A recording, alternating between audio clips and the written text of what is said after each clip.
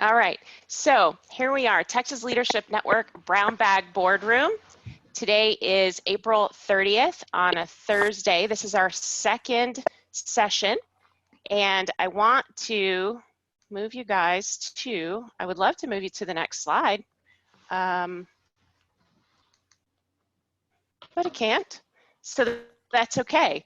Our very first presenter is going to be Paul Miller.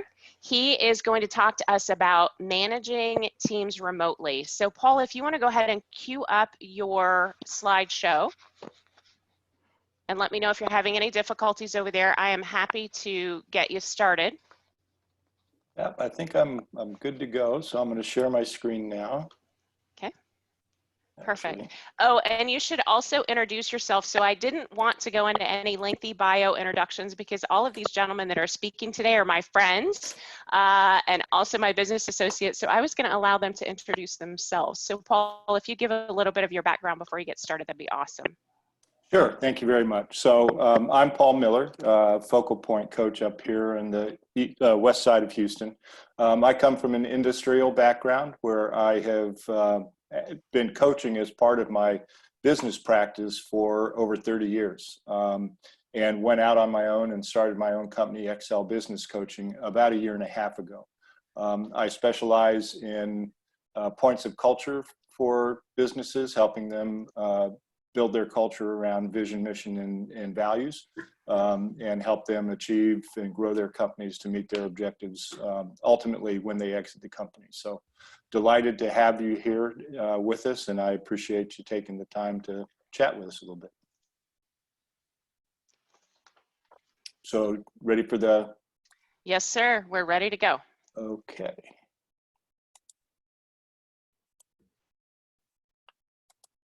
So what I'm going to talk about today is, as Tricia said, how to manage teams in a remote or distributed environment. I think all of us are coming to the conclusion that whatever life was like before we came into this current situation, it's going to be different. The work environment's going to be different as we come out of it. And some things that we're getting used to, which are things like this, where we're able to communicate in a distributed environment, share information, share time, are going to become, I think, more of the norm than they were before. An anecdotal story that I love, we had one of our coaches out in Phoenix telling the story about a company that he works with, rather large company, probably 500 to 700 employees, insurance business. And their owners had vowed they would never go into telecommuting, right? It just didn't fit their business model. It wasn't something they were comfortable with. So they just absolutely refused to consider it until this situation happened. And they had to send everybody home, and they got the right tools in place and managed the organization appropriately. And it turns out they found that they improved the operating efficiency of the business by 70% in the distributed environment, because there wasn't time wasted in cars moving around. There weren't distractions around the coffee pot or the water cooler, and people were actually able to work and concentrate better in that distributed environment. And the benefit of that, they found they were about to put $30 million into a new office annex because they're hiring people. As a result of their experience, they decided that they were going to incorporate the distributed business model into their daily work environment, canceled the $30 million construction project, and now can redeploy that $30 million capital elsewhere in their business. So I think we're going to see more and more of those things, and this becoming more and more of a part of the regular business model going forward. So I'm going to talk a little bit about how we need to prepare for and manage that distributed team environment, because we all have grown up in an environment where we go to work every day, we have that personal contact, we can check in with people throughout the day. If we're concerned about the progress of a certain activity, we can get up from our desk and walk over to our peer's desk or our employee's desk and have a quick conversation and catch up.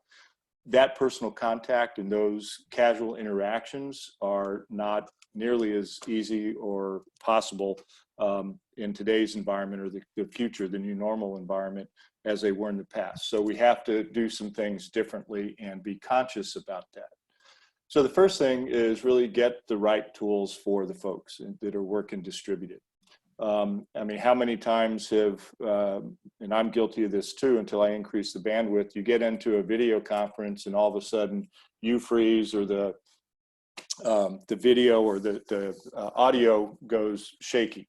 So make sure that you have the right video conferencing application that can support the team. We're all familiar, we're on Zoom today. I've been on GoToMeeting, I've been on Google Hangouts, and I'm sure there are other things. Make sure whatever the application you're using can support the number of teams, number of members of the team that you have, and the type of things that you're going to be doing within the video conference. Make sure your team members are trained to use it, right? Before this, I had to go through a dry run of screen sharing to make sure that it would come off appropriately. And same thing with recording.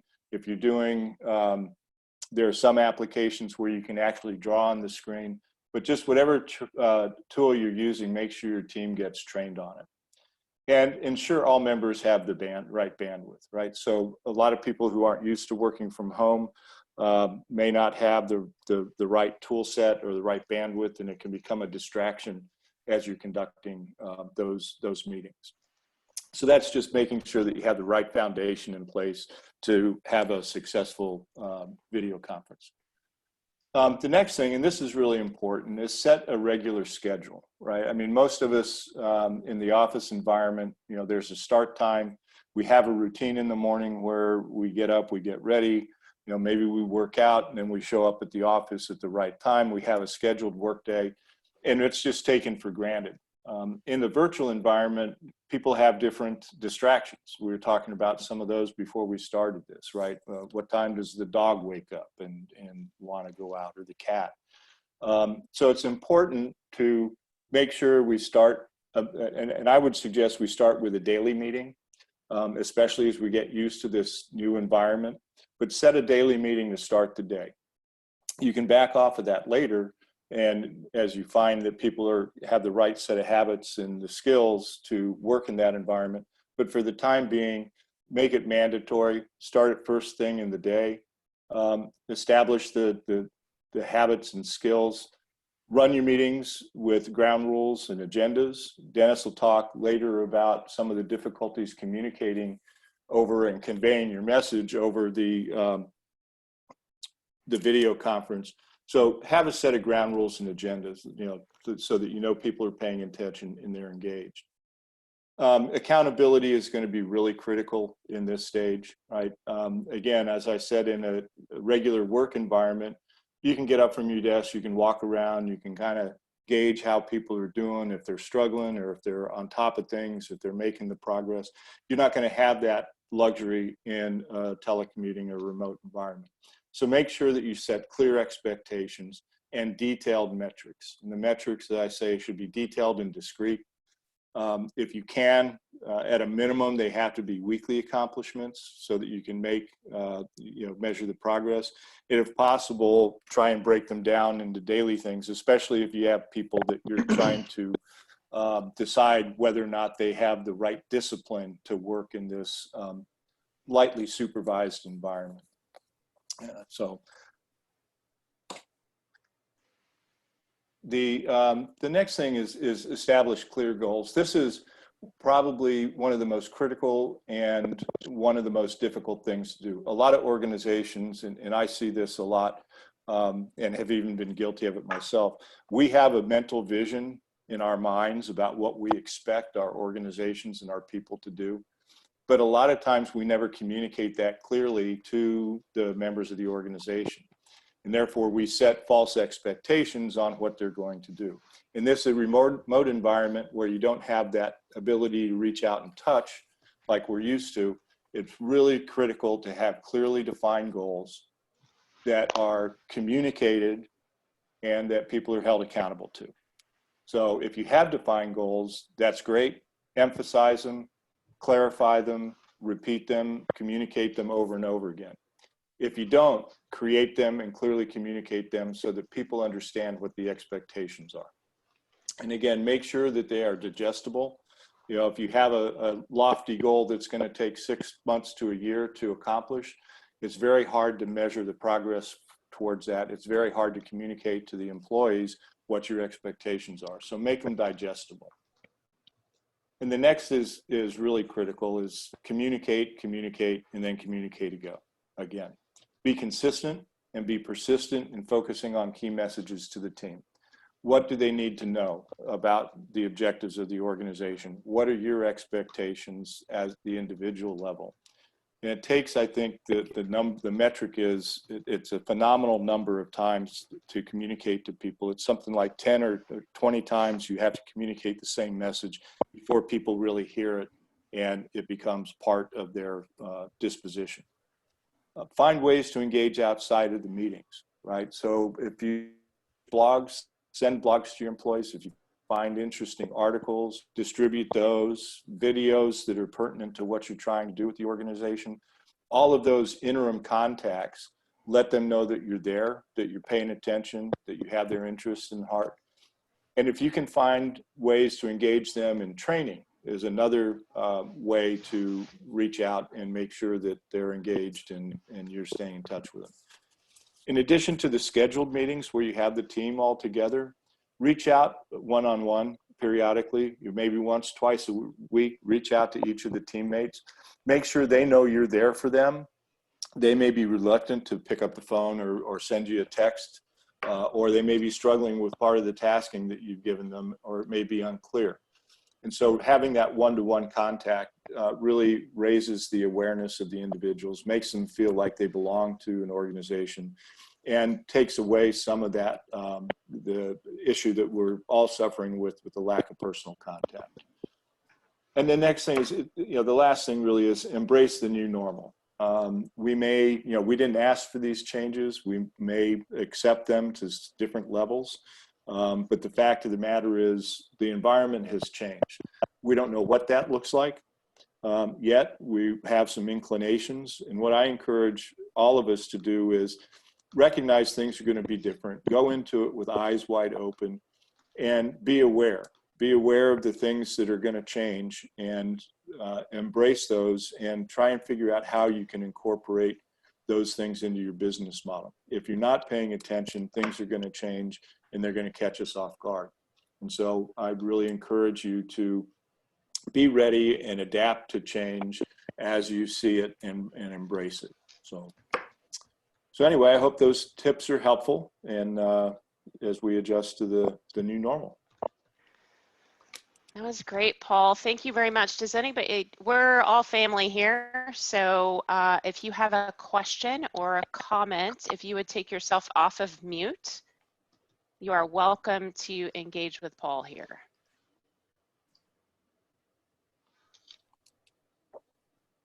I was just going to say, Paul, that, and I think I put it in the chat, but I have been struggling with this all month, and I finally had to make a very agonizing decision to let one of my employees go, which was even harder because of our current circumstances. But I set up a schedule to try to speak to her at least once to twice a day.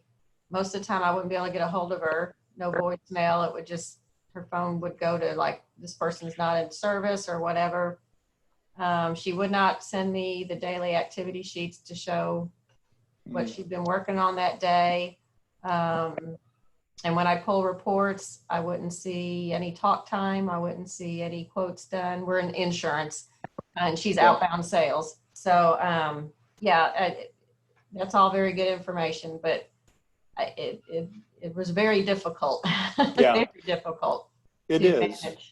And one of the things, and not to get us off track, but one of the things I've also been talking to people about that we tend to forget, I believe we're all in some phase of the grief cycle, right? So there's, despair, there's anger, there's disbelief. And one of the things I find, especially in this distributed environment, that it's very important to do is to spend time with your folks and find out where they are, right? We want to help everybody get to the acceptance so we can do the things that we're talking about and move forward, but not everybody's in the same spot. And so it's really critical at this point to take a little more time and find out exactly where they are in that cycle, and then help them move through it to the acceptance as quickly as possible. And that may have been what was happening. It could have been. I mean, when we would speak, it was mostly about her 8-year-old being home with her and not having that structure and schedule and, you know, whatnot. And, you know, I really tried to work with her, you know, for the whole month. But like I told her, I said, when there's nothing, no new sales coming in, I don't have any way to pay you, because that's where your pay comes from. So it was very difficult, though. Sure, I'm sure it was, and not, you can't bring everybody along, right? People are going to make their own decisions, and that's tough on you. But thank you for good information. Thank you. My pleasure. I hope it helps. Anyone else want to weigh in? Okay, great. Paul, thank you very much. Thank you. Wonderful, helpful information for all of us who are working from home and will continue to work from home in a lot of cases. You know, I've heard some instances where even big corporations are doing office sharing, and they're going to allow some workers to stay at home for a week while some are in the office for a week, and then they would switch. So having this information in our back pockets is really helpful. All right, Mr. Art Locke, you are up next, and you're going to talk to us about something really important as well, right? And communicating with our clients. Yeah, thanks, Trish. Appreciate it. Can you hear me okay? Yes. There we go. All right, so I'm Art Locke. I'm also a focal point business coach. I've been a coach for 6 going on 7 years. Been in business over 40 years. And what I love is helping clients in the service sector really excel at creating just unbelievable experiences for other clients. And so what I'm going to talk about today, if I get it up, is I called it rebuilding the customer journey. That sounds like a lot of work. I really want to talk about the result, though, which is what I call achieving zero touch. And so let me share my screen. Hang on a second. And Trish, can you let me know if you can see this? Yeah, right now I see, yes, I can see it, Art. Okay, perfect. So I want to talk about a concept called zero touch, and I'm going to go through a few concepts. These concepts are so important in running a service business in particular, but any business where you really depend upon long-term relationships with your clients, which is many businesses. So I'm going to run through 3 concepts really quickly, and then kind of tie them together for you. The first concept is this one called the secret to customer excellence, which is really that when you're engaging and servicing clients or customers, it's 1/3 what you do, the tasks, the specific functions, and it's 2/3 how you make that client feel. And, you know, certainly that's probably more important than ever with the impact of COVID-19 on our personal safety. And so relating to customers, understanding how to deal with them safely, positively, and emotionally has never been more important than it is now. And it is way more important than what you actually do for the customer at a specific point in time. That's concept number 1. Concept number 2 is this concept I want to share with you around zero touch. And so to get there, let's take a little journey. One, any business engages customers through a series of touch points. And a touch point can be any time you and the customer interact, right? It could be a physical touch point, face-to-face meeting. It could be virtual, in person, obviously. It could be online. It could be over the phone. It could be your website. All of those things are different ways you and the customer interacts. They're all touch points. But every touch point in your business, no matter what physical or virtual shape it takes, represents specific interactions that move the customer along a journey from prospect to client to preferred client to loyal client and to someone who gives testimonies and even referrals. And so, you know, we can map those touch points. I'm going to show you a little example of that in just a second.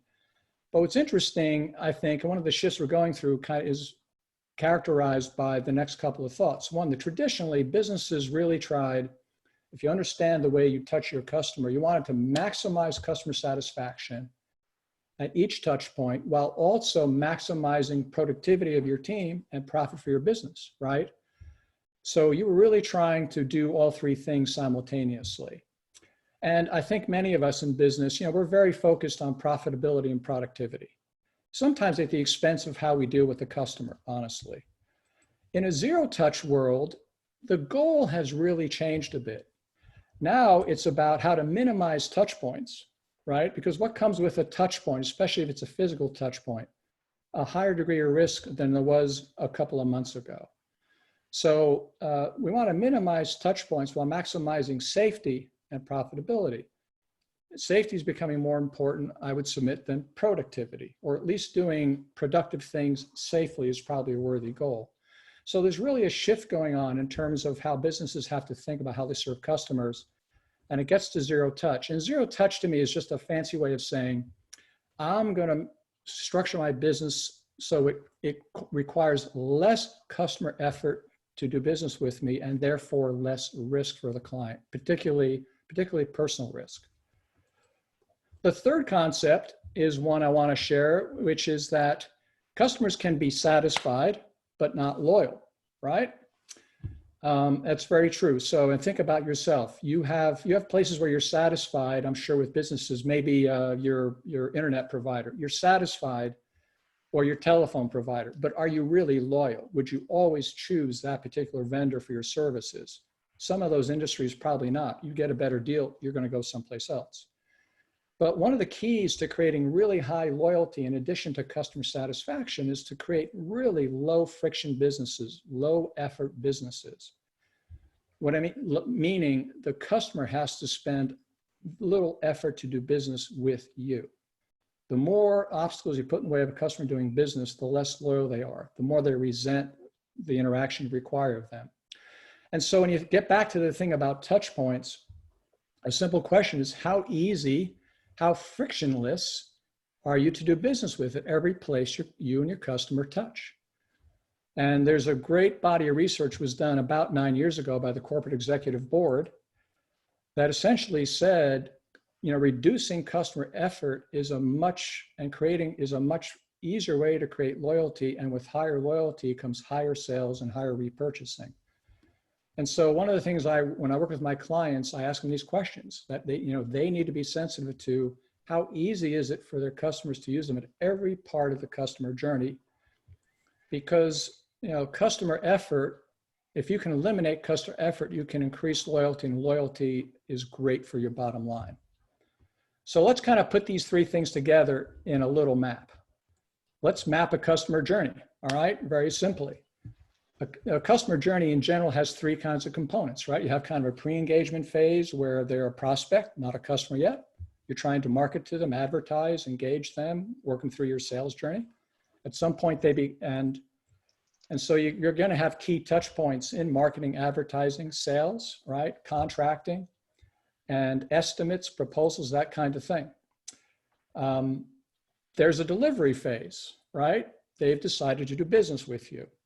So now you may have an onboarding phase. You've certainly got a delivery phase. You may have an installation phase, depending upon the kind of business you're in.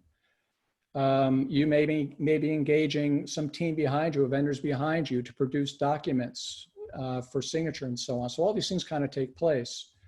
And in the post-engagement phase, there could be some final closeout. There could be some final reckoning, a project closeout. There's certainly final billing. There could be warranty support, depending upon the kind of business you're in. And obviously, we'd love to get great testimonies and referrals, not just post-engagement all along the way, but you'd like to create a really favorable impression and have it result into something you could use in your marketing going forward. So these are kind of typical touch points in most businesses' journey. Depending upon the industry, there can be more touch points or less, and depending upon how efficient you are and well organized, there can be more or less. So to achieve zero touch, what I want you to do, what would I recommend you do for each touch point? If you think about your, let's say your contracting process, or you think about your billing process, 6 questions I'd like you to think about. 1, what's the task that has to be done at that touch point? What's the specific work output? What's the stuff that gets done because of the interaction between your business and your client? What's the customer's role? And that's really important to understand. You know, in businesses that are service complex, take the mortgage business, right? The customer has an enormous role in making everything happen. The customer provides a ton of information to a bank or a lender in order to help originate a mortgage. If I am just ordering food, if I'm going to a fast food place, I really do 2 things. I order food and I pay for food. It's pretty simple. But depending upon your business, the customer can have a very, very interactive role and very critical role in what you do. You need to understand how much you depend upon the customer to get your business done. One thing I think sometimes folks overlook is, as people come into a touch point, how are they feeling? So if I'm coming into a sales conversation, how am I feeling about that sales conversation? Am I excited? Am I skeptical? Am I doubting what I'm going to hear? Am I on my guard? So, you know, part of being great at engaging customers is recognizing their core emotions as you go into each touch point so you can address and deal with some of those emotions. Very important issue. Now, here's where we get to zero touch. Can I eliminate the customer's role in that particular touch point? What is the role, and can I somehow minimize it, eliminate it, or find some other, or consolidate things? Is the customer's role in that particular touch point absolutely critical? If it is, right, can I make it contactless? And obviously these days, touchless, contactless is a big buzzword, right? But what can I do to eliminate contact, eliminate friction in a touch point? And if I can't eliminate it, can I at least make it easier for the customer? Because again, low effort generates higher customer loyalty, right? So for me, this is a very logical progression. What has to be done? What's the customer's role? Can I address also their concerns and feelings about it? Can I reduce or eliminate their role? If not, can I make it contactless? And if I can't do all that, can I at least make it easier for customers? And for every touch point you have in a business, these are great questions to ask, because you're going to increase the feelings of safety and security while decreasing customer effort and decreasing customer risk. And those are very, very worthy objectives. So just a quick example, this is theoretical, all right? But if I look at this little chart, on the bottom, I've laid out, again, a number of tasks that typically get done in a journey, an end-to-end business journey with a client. And on the left, you can see customer effort, and of course, up is high. So some things are low effort, some things are high. So in this business, I've got various degrees of effort that the customer has to expend at each of these steps in order to do business with me. Now notice in one case, there's no effort because there is nothing. This business doesn't do formal onboarding for their clients. They go from contracting to first service delivery, all right? And I'm always happy to talk more about onboarding, one of my favorite topics. But if you apply some of the concepts I've talked about, you will find an opportunity to reduce effort, and in some cases, maybe even eliminate a specific role the customer has. Here, for example, I suggested that you increase onboarding, which is a great way to help educate clients about how to use you. And maybe you eliminate a specific customer role in authorizing payment. This has become very popular in the COVID world, right? Where in the last couple of months, I've done a couple of transactions where I was perfectly fine to let somebody else authorize payment for me, as long as they did it kind of in my presence, or at least with me on the phone. That was fine. So the point is that no matter what the touch point is, what you want to do is try to find ways to reduce effort, reduce potential friction. And if you do those things, you make it easier for customers, increase satisfaction, increase loyalty. So what are some strategies? Well, I said 3, I have 4, sorry.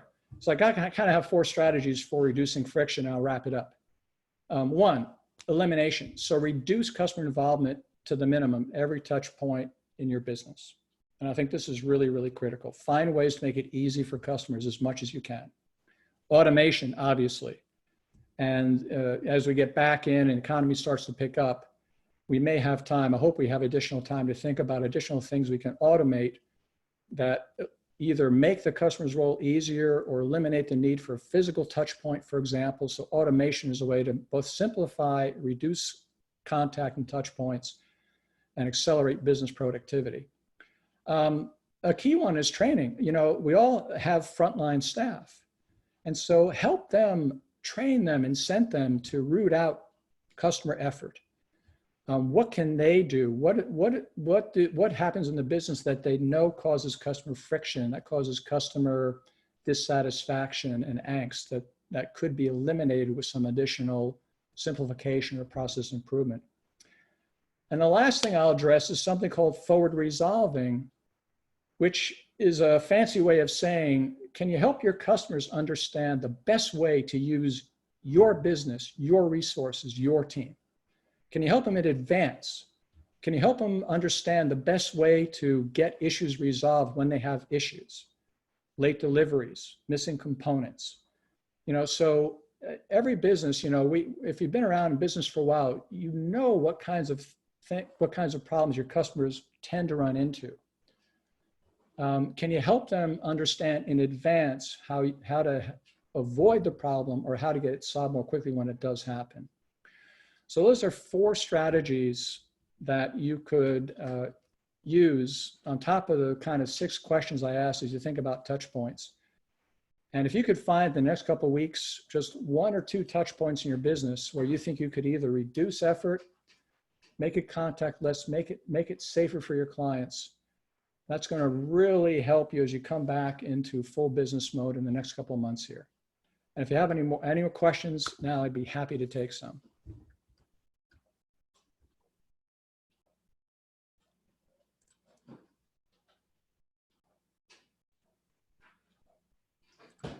Thank you, Art. That was amazing. So it really is about creating trust and loyalty with your clients. And those are some really great tips for all of us as business owners to create that comfort level, right, with our clients and creating less touch points and honestly making the business easier for them to use, right, as clients.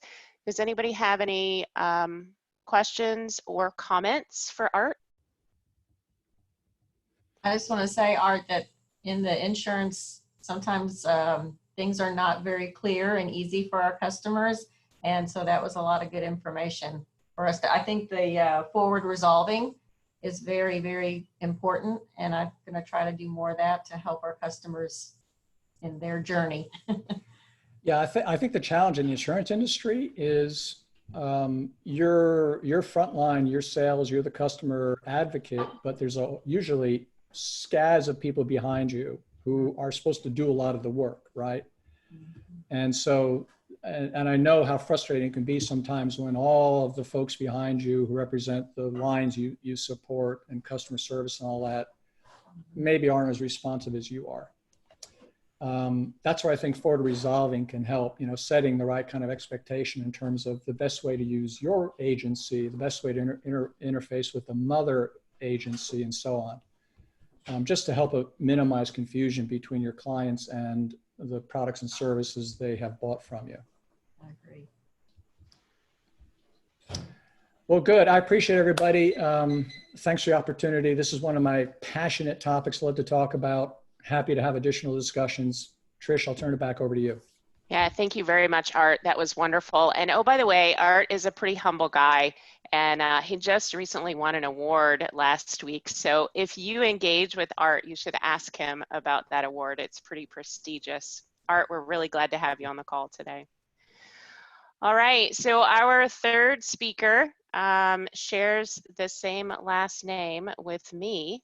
Some of you probably know him. Some of you may not. So I'm going to bring on Mr. Dennis Stetzel to wrap us up and give us our third talk today.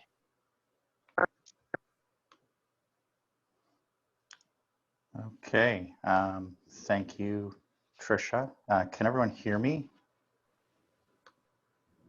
Yeah, you can hear me. And are you able to see my screen? Okay, great. So I'm going to talk today about building virtual trust. And for those who don't know me, I work with a lot of teams that are remote and global and disconnected. So this virtual world isn't anything really new to me, but the fact that everyone is virtual is a bit of a change, and we're having to make adjustments. So you guys can still see me, right, and hear me and see my screen? Okay, if it goes out, I apologize. Let me move on to the next slide. So today I'm going to talk about building virtual trust. And to do that, I've got 3 objectives. It's first, understanding the dynamics of virtual relationships. Second is recognizing the signs of positive virtual engagement. Then there's developing the plan to optimize your virtual presence.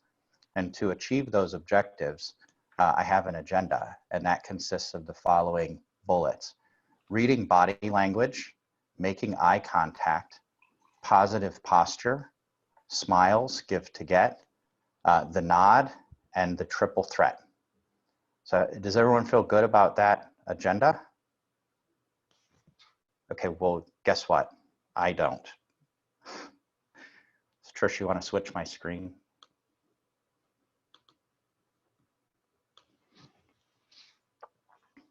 You'll have to unmute. I can't hear you. Sorry, I was Okay. laughing over here. All right, so if you turn on the video, please. I will do that for you. Okay. Okay, it says I have to ask you to start the video. Oh, okay, well, we'll do that. Okay. There you are. Oh, okay. So that was painful, and I hope it was painful for some of you, because that was a demonstration of how not to build trust in a virtual environment, okay? I don't know how distracting it was for you, but my face is up against the screen. I've got a fan in the background. I'm stumbling over my words. I'm reading directly from slides, which is not building trust, right? What that is you could read that. There's no reason to engage in that kind of conversation. We're not going to talk a whole lot about instructional. What I'm going to talk about is building trust. This is not about educating people over the wire. This is not about presentation skills over the wire. This is really about making connections and exchanging the energy that builds a relationship. Before the virtual environment, and we were meeting people in person, and in-person conversations and in-person networking was all the rage, and we could interact with people. I'm sure we've all experienced that.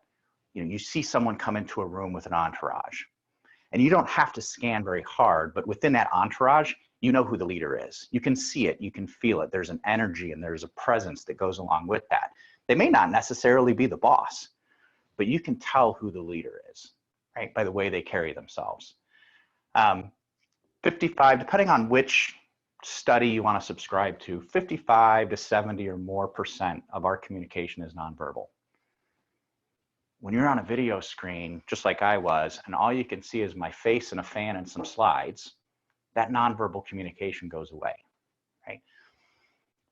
And to demonstrate this, I've had the good fortune of working for many, many leaders, many CEOs in my career, 3 of which were successive at IBM. There was Lou Gerstner, Sam Palmisano, and Ginny Rometty. They were all really dynamic speakers, dynamic leaders in their own right. But there was one that stood out who just had the it factor, and this was Ginny Rometty.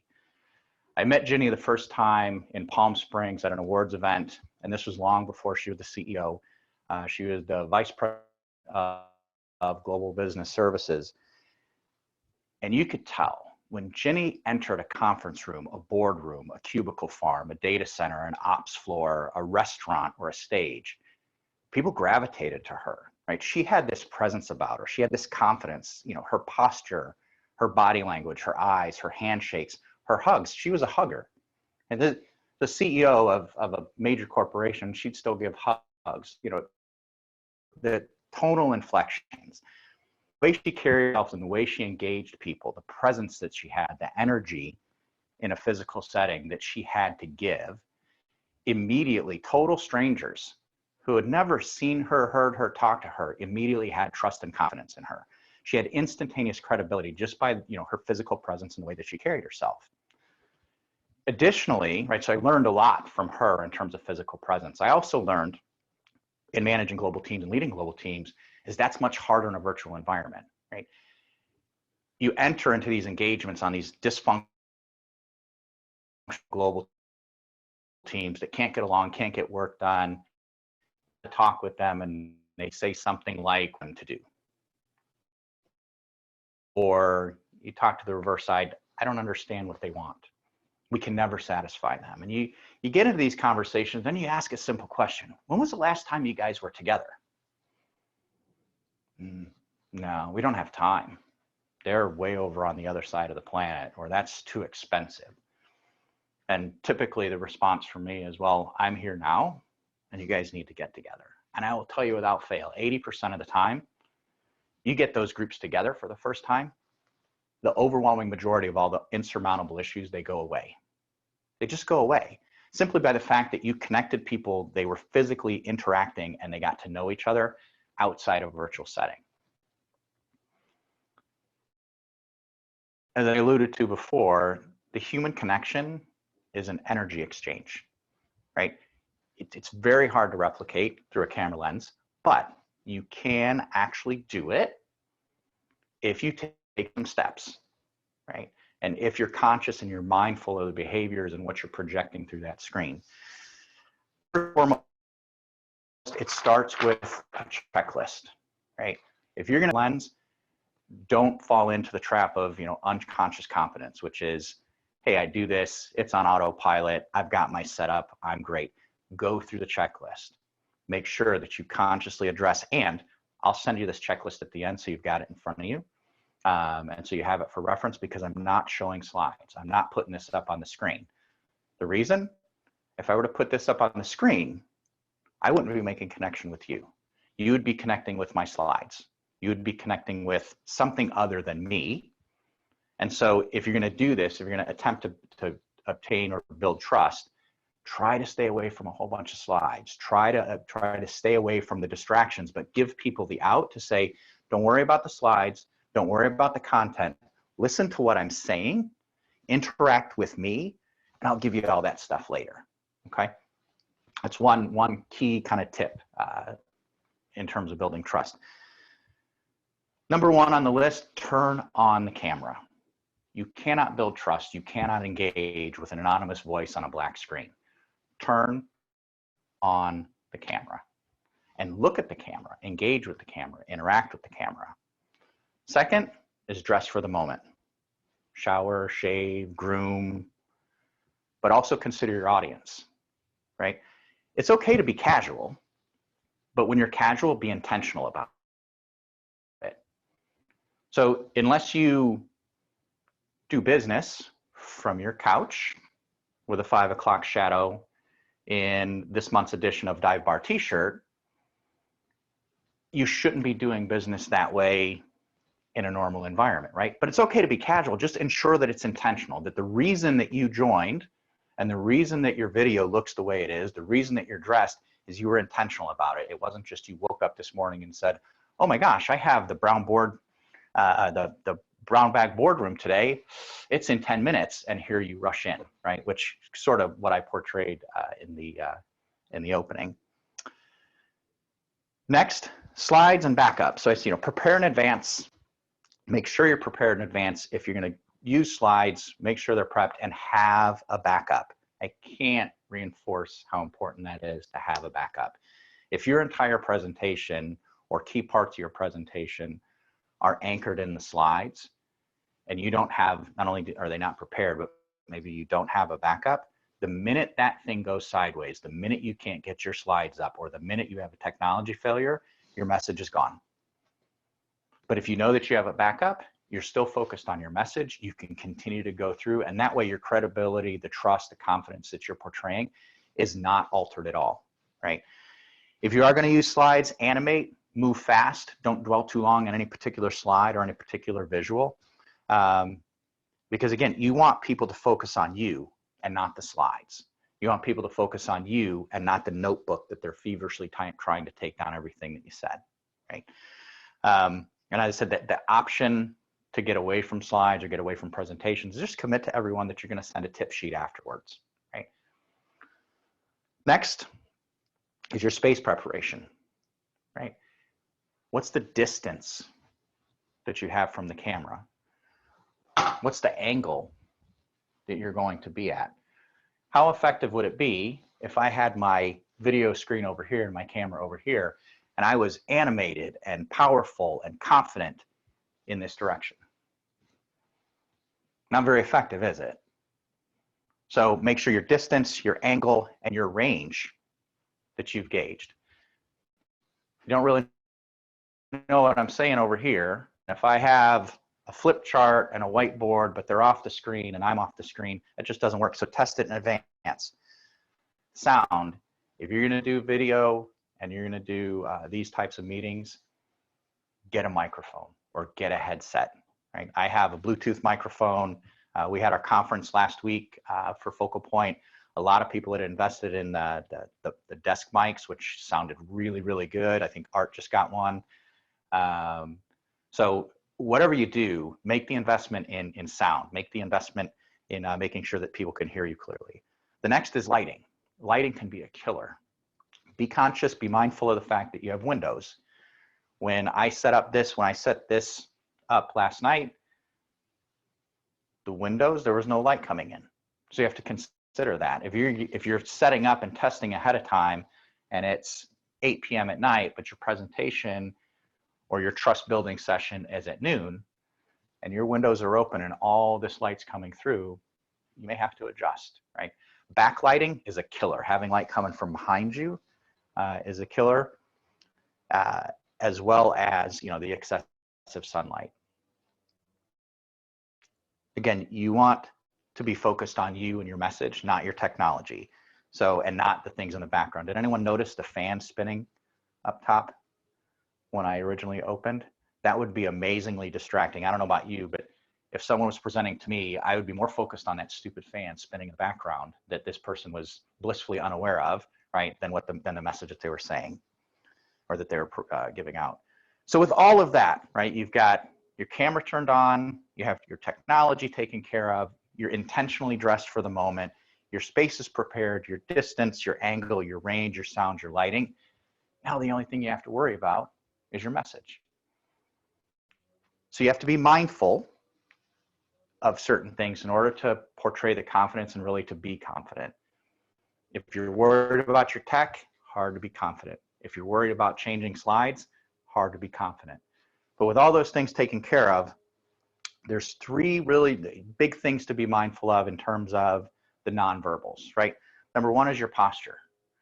Shoulders, whether you're sitting or you're standing, make sure your shoulders are up and back, no hunched over, right? Standing up straight or sitting up straight, very, very key. Second is your hands. Our hands tell a lot about what we're trying to say, right?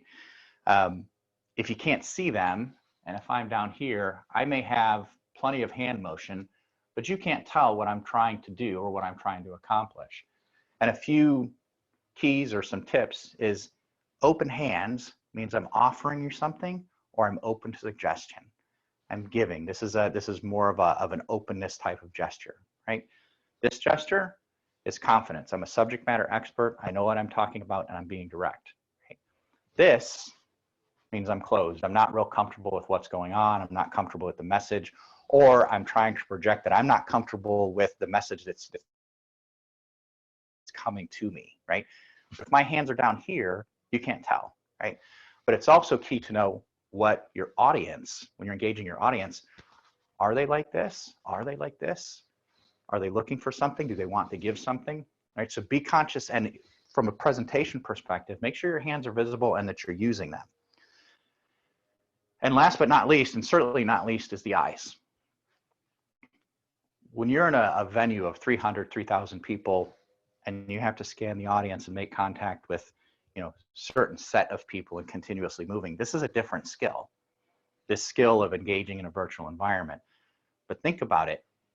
Whether I have a stage of 12 people or 1,200 people, I can make the connection with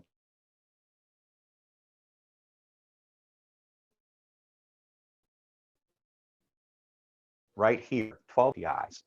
So use the camera, make sure that your eyes, make sure you're making eye contact, be present, right? You can reach more people using your eyes.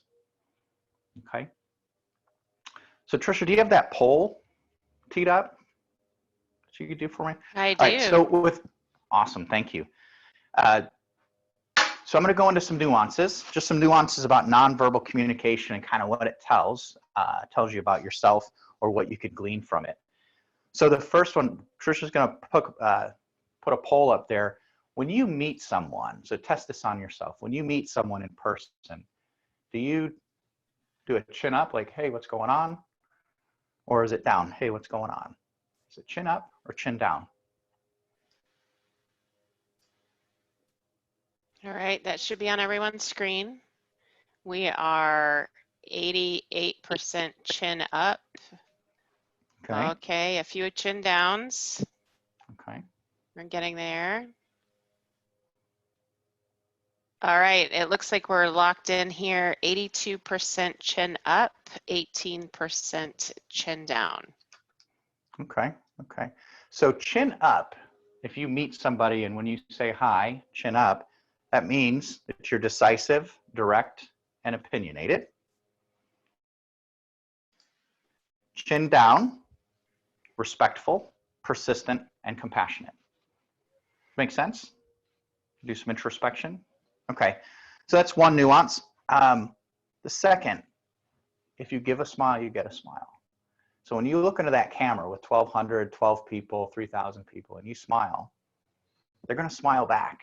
It's infectious. It happens in real life, but it also happens in the virtual world, right? And then last but not least is the nod, right? And this is key. This is really, really special.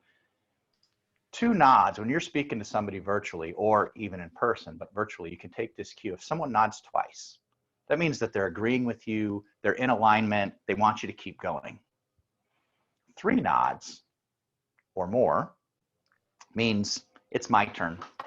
I have something to say, or essentially shut up. So on that note, that comes to the end of this talk. It is more difficult to engage virtually, but with these particular, with these tips, these tricks, you can accelerate the process. A process that one handshake establishes a connection. They say that it takes about 2 weeks of interactions virtually in order to exchange that same level of energy. But using these types of methods, you can accelerate that. Thank you all for your time. That was awesome. Does anybody have any comments or questions for Dennis? Great stuff. Yeah, that was such good information.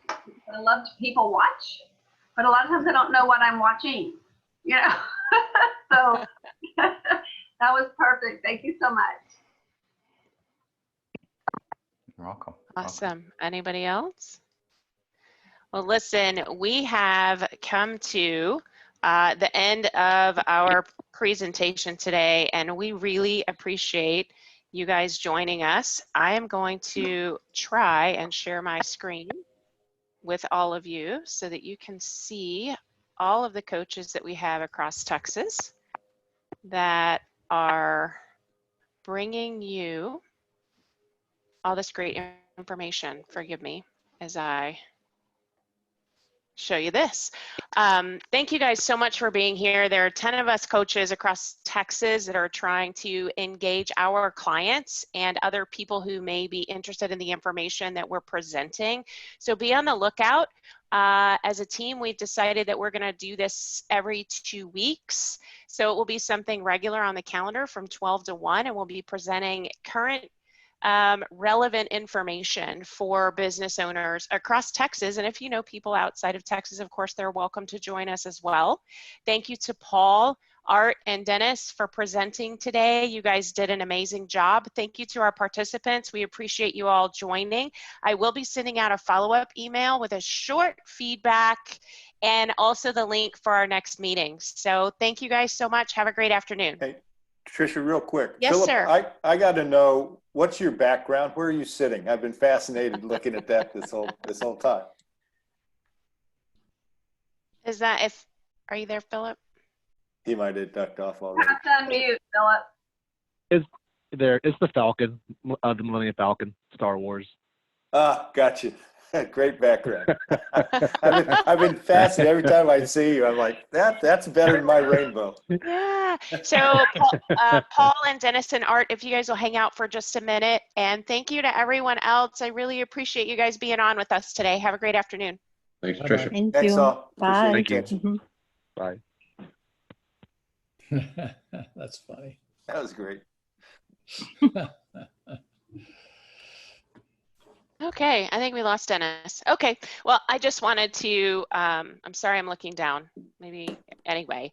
I just wanted to debrief real quick. You guys did an amazing job. I was having technology issues and I was trying not to talk about it. I don't know, I was having an issue with my laptop and my computer screen, they were struggling with It didn't each other. show. It didn't show. They were fighting over who was going to be on the display, so I was unplugging and moving and changing in the background. So forgive me if I looked like a babbling idiot. It was seamless. Okay, good. You guys did an amazing job. I think the material that we presented was really good. I had 3 or 4 people that have either been in other workshops or I've done coaching with on the call, and hopefully you guys, I saw some unfamiliar names and faces, so hopefully they were either your guys's people that you invited or maybe others invited. I will, like last time, send out the list of registrants with their names and their zip codes so that we can kind of identify where people are coming from. I am, to be honest with you guys, reluctant to send out contact information for the people who have registered because, well, there's a very small group of us that are participating right now. And I don't want it to just be a free-for-all on contact information. So that's what I've been publicizing. I do have emails and phone numbers for when we're ready to, make those follow-ups based on location. So I'm not trying to hoard it. I just want to make sure that we use the information properly. And I like one of the things, Art, that you did that I wish I'd done, and maybe if we could do it on the last chart, is put our contact information.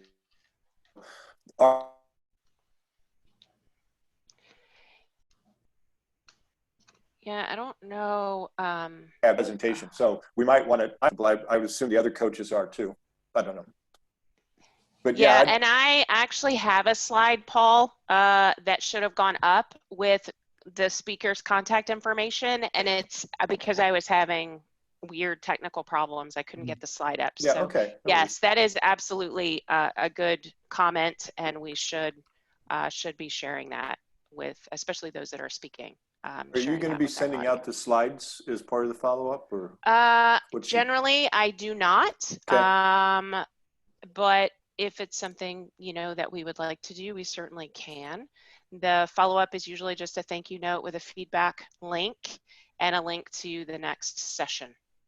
So maybe I'm good with that. I think I already had a question.